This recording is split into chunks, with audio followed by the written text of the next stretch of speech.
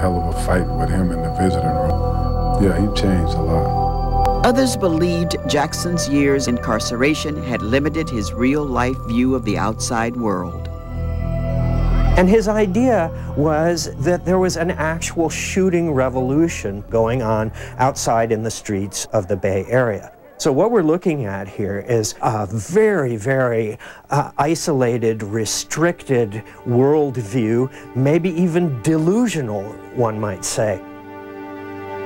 Jackson's relationship with Faye Stender also came to an end. They clashed over the distribution of proceeds from his book.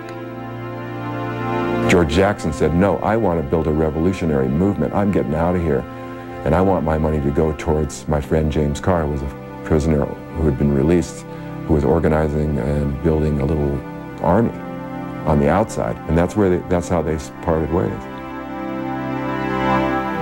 Gregory Armstrong, a Harvard graduate and self-described leftist intellectual, was the New York editor of Soledad Brother.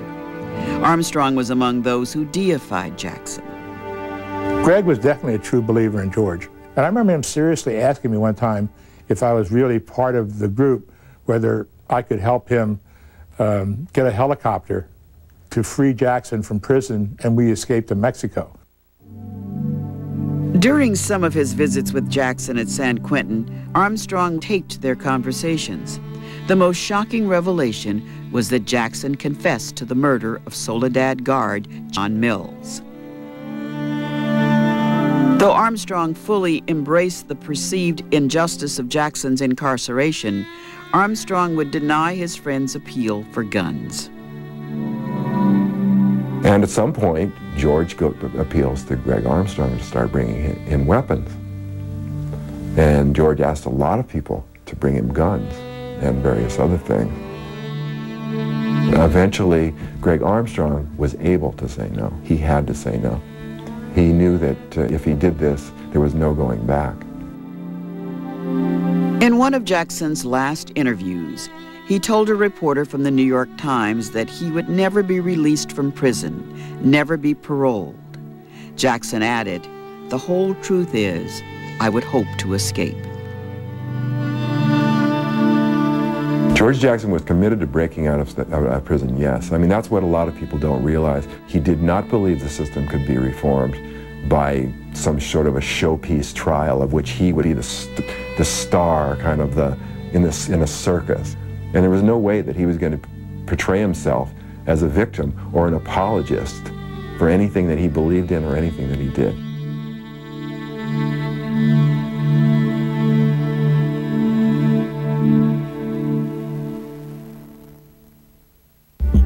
Next, on Day of the Gun, George Jackson takes over the Adjustment Center, and the madness begins.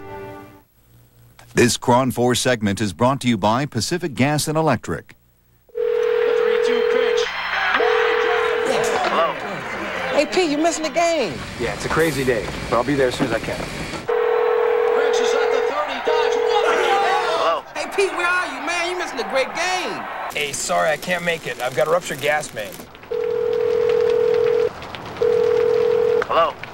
Pete, we're missing the game. Hey, hang in there. We got it.